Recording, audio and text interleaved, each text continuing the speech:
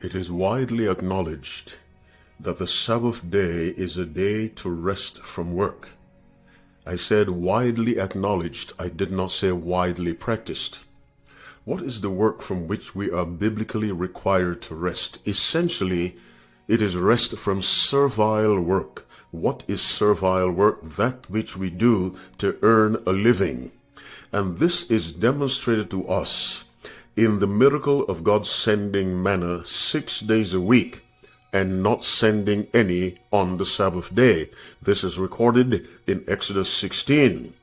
He taught the Israelites that the Sabbath day was a day of rest from all efforts and exertions to make a living. In other words, we are not to make a living on the seventh day Sabbath. And so we rest essentially from servile work. We are also to rest from secular, non-holy activities, whether they be sports or other recreational activities, because the day is holy and must be characterized by a different kind of behavior. But there is a work from which we must rest not only on the Sabbath day, but which we must rest 7 days a week. And this rest is absolutely essential. In Galatians chapter 5, verse 19, we read, "Now the works of the flesh are manifest, which are these." Notice, the works of the flesh: adultery, fornication, uncleanness, lasciviousness, idolatry, witchcraft, hatred, variance, emulations, wrath, strife, seditions, heresies, envyings, murders, drunkenness, revellings, and such like.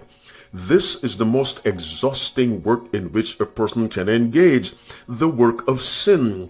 And we, through the grace of God, must rest 7 days a week from this spiritually exhausting work.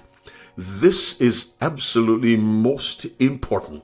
Resting from physical work, yes, must be done, but even more importantly, we must rest from the work of sin 7 days a week, my listening friend. And we celebrate that on the seventh day Sabbath. As you keep the Sabbath holy, I want you to look back over the past week and ask yourselves, did I rest from sin? Did I rest from that activity that has plagued me for quite a while? Did I rest from this or that form of disgracing God? Did I rest from the works of the flesh? My dear friend, the physical creation has a spiritual equivalent, and that is spiritual creation, and it calls for spiritual rest. And that spiritual rest must be pursued 7 days a week, the rest from sin. As you keep the Sabbath holy, may the Lord grant you a fresh outpouring of power to take you through the week that lies ahead, that you, through his abiding, unfailing grace, might rest day by day from the work of sin. When Jesus told the woman taken in adultery, "Go and sin no more," that was to be day by day. God bless you.